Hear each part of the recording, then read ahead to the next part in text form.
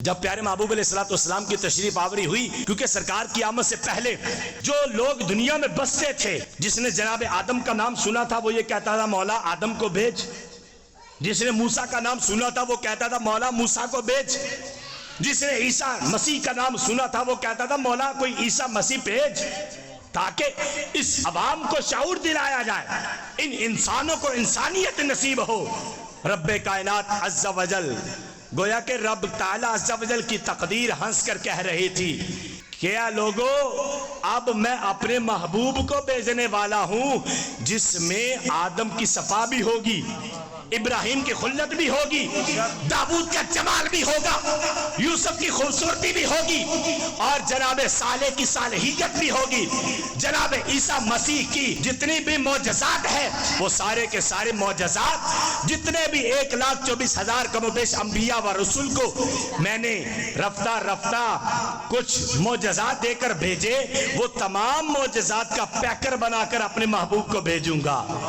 اب اس وقت زمانہ جاہلیت میں لوگوں کی زبانوں پر یہ بھی جملہ آیا تھا، لوگ کہتے تھے مولا بھیجنا ہے تو کوئی محبوب بھیج، بھیجنا ہے تو کوئی محبوب بھیج، بھیجنا ہے تو کوئی محبوب بھیج۔ لیکن دیکھیے تو صحیح، محبوب دینا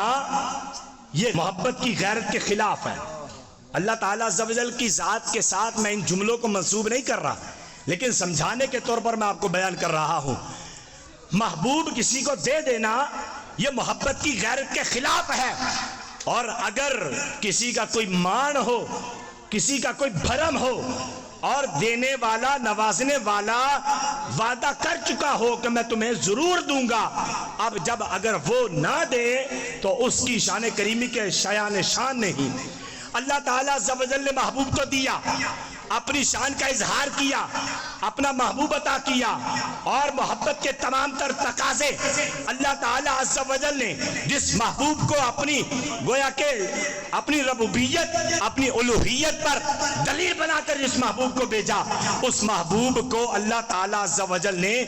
ہمیں عطا کر دیا۔ اب اللہ تعالیٰ عز و جل نے جب وہ محبوب ہمیں عطا کیا، اس محبوب کی جب آمد ہوئی، آمد سے پہلے کیا حالات تھے؟ شاعر نے کچھ اشعار میں یہ واقعہ نگاری کی ہے۔ شاعر کہتا ہے کہ اب تر تھی فضا، تیر گیے جہل تھی چھائی، نا واقف اسرار محبت تھی خدائی، ہر ذہن میں وہ بغض و عداوت کا دھواں تھا، جاری تھی ہمہ وقت قبیلوں میں لڑائی، وہ رات کے پردے میں دہلتے ہوئے انجم، دشمن نظر آتا تھا جہاں بھائی کا بھائی، دبے تھے قدورت کے ہر آئینہ دل پر، دشوار نظر آتی تھی باطن کے سبائی، دختر کو دبا آتے تھے زندہ ہی زمین میں، دختر کہتے ہیں بیٹی کو، دختر کو دبا آتے تھے زندہ ہی زمین میں، نادان سمجھتے تھے برائی کو بھلائی، گفتار میں تلخی تھی تو لہجے میں تکبر، آخر یہ روش ان کی مشیت کو نہ بھائی۔ اب یہ تمام تر حالات، بھائی بھائی سے دست و گریباں ہونا،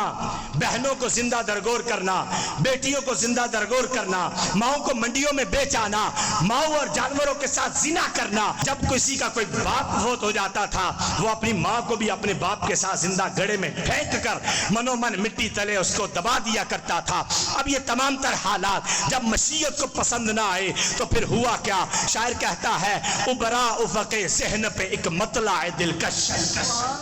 ابرا افق ذہن پہ ایک مطلع دلکش، رخشندہ و تابندہ و پر نور ضیائی، بدری و فضا رحمت حق جوش میں آئی، ظلمت میں کرن پھوٹی پے راہ نمائی، ظلمت میں کرن پھوٹی پے راہ نمائی، منسوب ہوا نام محمد سے وہی نور، منسوب ہوا نام محمد سے وہی نور، پھر کیا ہوا؟ تنویر ہدایت متشکل نظر آئی۔